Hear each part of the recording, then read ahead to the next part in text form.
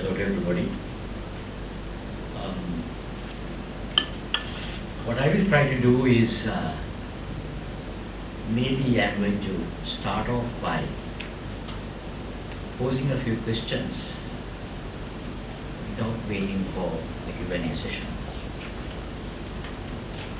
I would have liked to have seen a large audience of young people, but and when I pose those questions, you might realize why. I'll go very rapidly.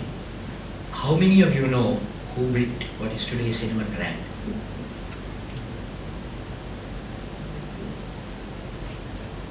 How many of you know who built what is today Cinnamon Lake? I'm looking at the youngest person that I can see.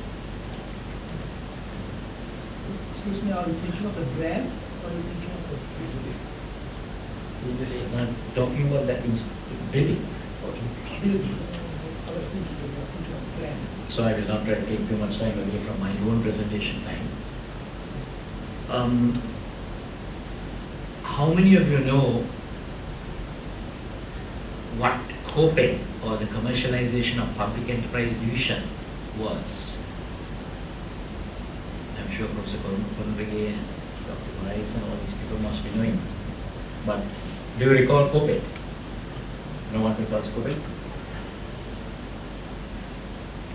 So what I'm going to say today is something very different to what is being discussed, because quite frankly, to me, I'm happy that Amma introduced the word way forward, because there's a lot of discussion that has taken place, not only as a result of this economic crisis, but globally in 2008 and preceding that, the East Asian financial crisis of 97-98. I won't go beyond that. So I think there's a lot that has, I think I have said, lots of countries are going through this, but I submit that much of what we experience is self-inflicted. Coincidental that we are just after COVID. Coincidental that there are global problems. But we would have coped with this as we coped 97, 98 and 2008 if we didn't self-inflict the damage. So in terms of, I think the discussions to my mind, because there is a lot of discussion, and I thought for Marga in particular, that we need to go beyond what I call talk shops and workshops and Zoom sessions and team sessions to identify strategic initiatives and action plans to roll out into implementation.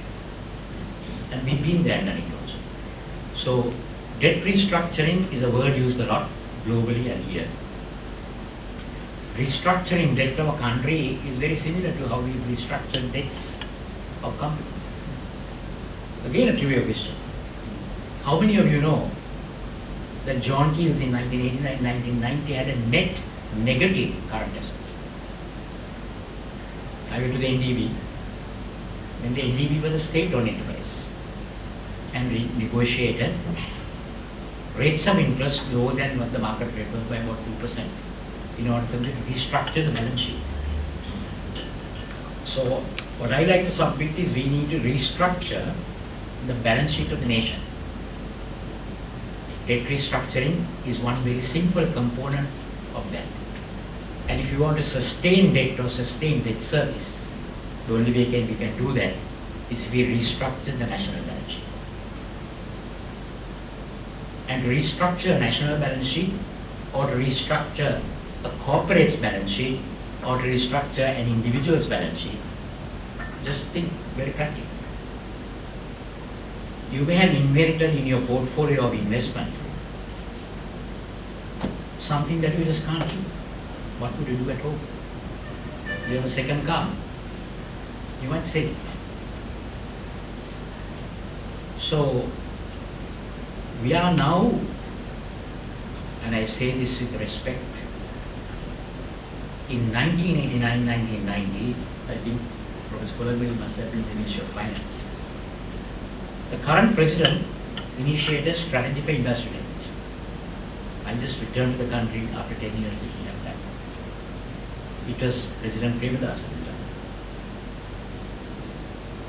The Oberoi, what is seen on brand today, was built by, no one wants to go on the land, built by a Ceylon wholesale establishment, the CWE, which is a monopoly importer of onions and potatoes and everything else. So they had a lot of money.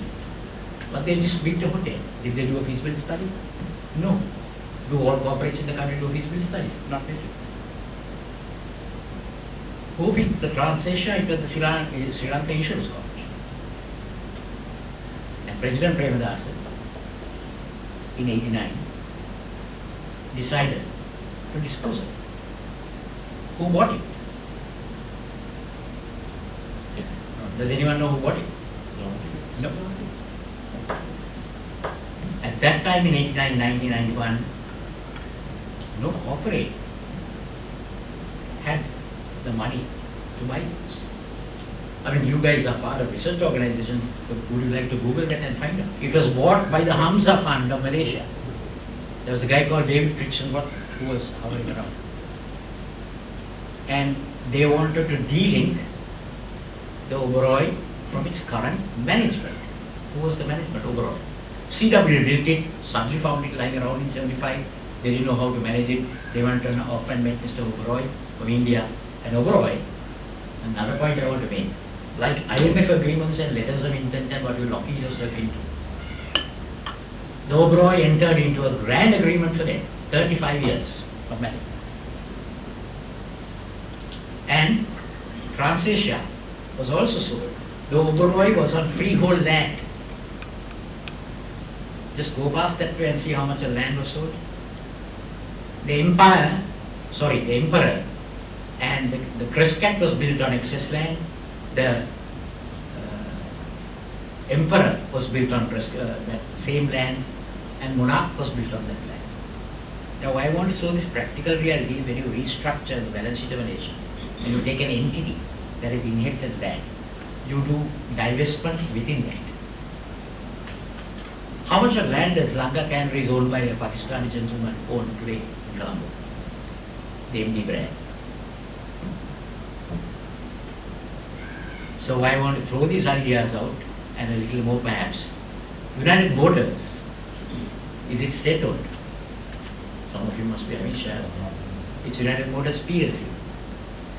It was the government-owned business undertaking when President Premadasa divested it. Can I ask you another trivia question? Who was the first chairman of United Motors?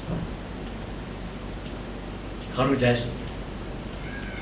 Is NDB a listed company today? You guys are making a lot of notes. Is the National Development Bank listed on the stock exchange? Yes, it is. What was the National Development Bank if you go back 25 years? It was a state-owned bank, and I have borrowed hundreds of millions of loans for John Keats from them. The NDB was privatized, and today is the NDB PLC. Now, why do I mention all this? Because restructuring debt alone, I think it is so off-putting that that term is being hashed out too much. We need to restructure, I say, the balance sheet of the nation.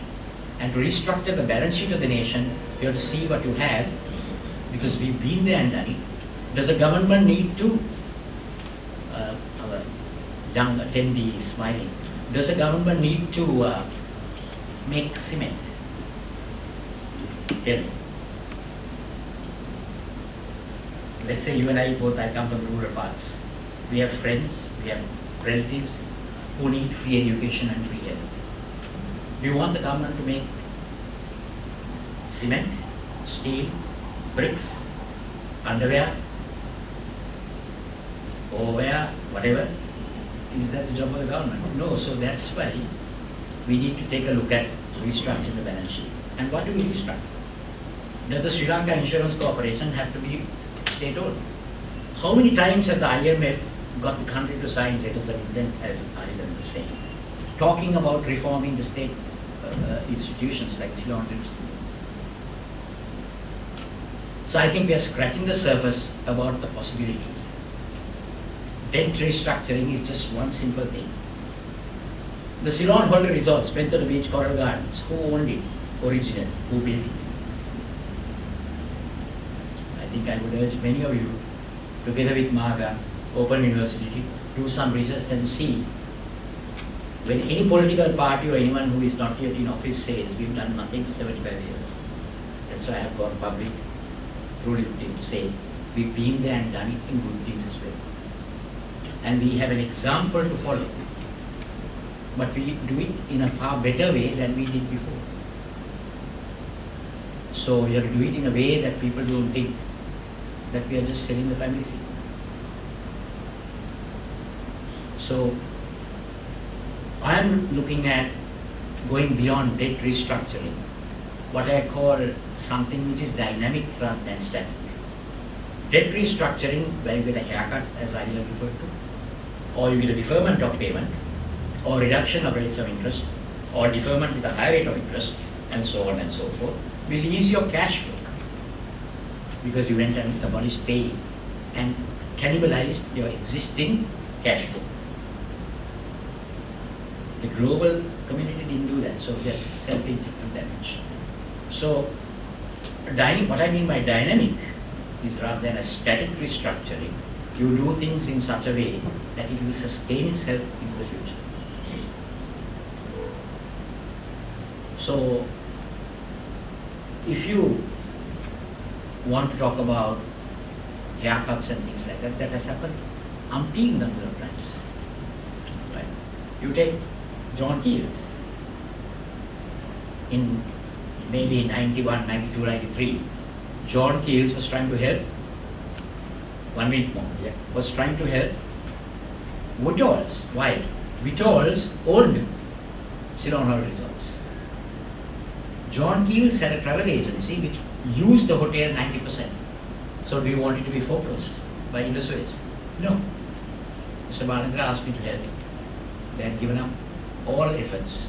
Just give me a few seconds to just compare this. And because this is very interesting, the interest rates at the time were 19%.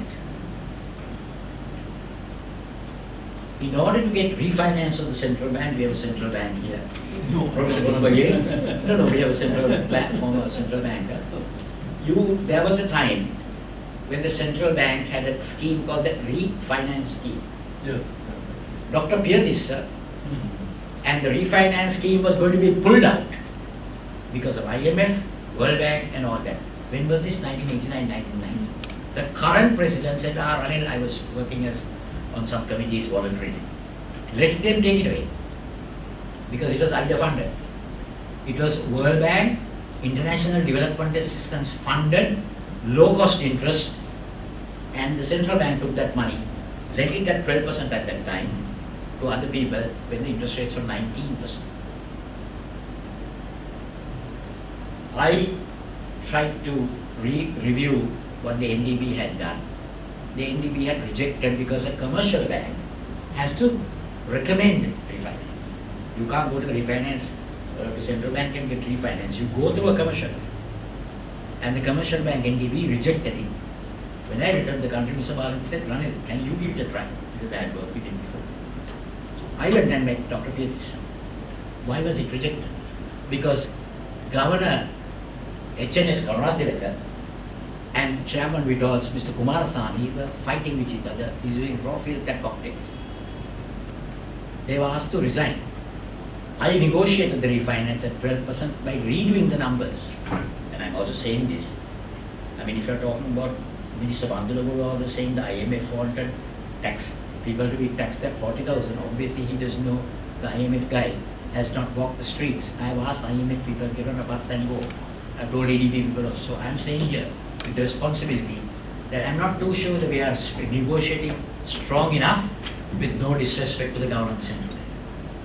But I think that all this arose as a result of one last thing I want to say.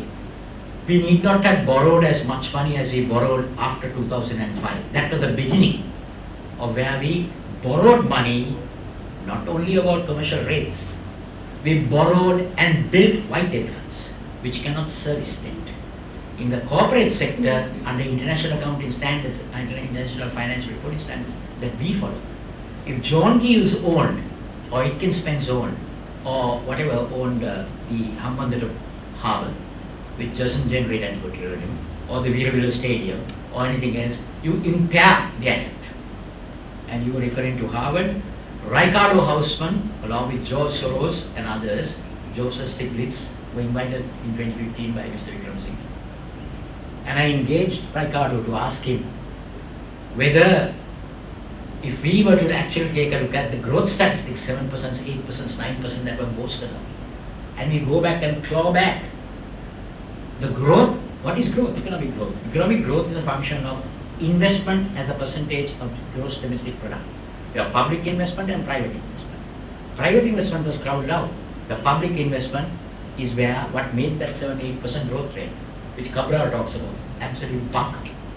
You borrow money, you invest as a percentage of GDP, build roads here, build roads there, build airports, harbors and all that. And you say the economy grew during our time. But nobody goes and claws back of white elephants. So I asked him whether China has a lot of white elephants. I don't know, you just Google China's white elephants and you will find thousands of white elephants. They have recreated so many things there. I asked him whether China, when they show their growth statistics, now I haven't found a single economist. My nephew Anush is also one I have asked. Has anybody in the economic field thought of public sector adjustment for this? You know what Ricardo Hausmann said? Well, you have a very valid point, and he didn't give me a proper answer. I engaged him at tea time because I had known him my visit. And he said, you know, Sri Lanka is different. China, even if you go and adjust the growth rate, it will still be high. So in our case, I think I would like to propose that I come back. So maybe we can get closer. Yeah. Thank you and sorry for taking time, but I hope that last part was useful. Very enlightening.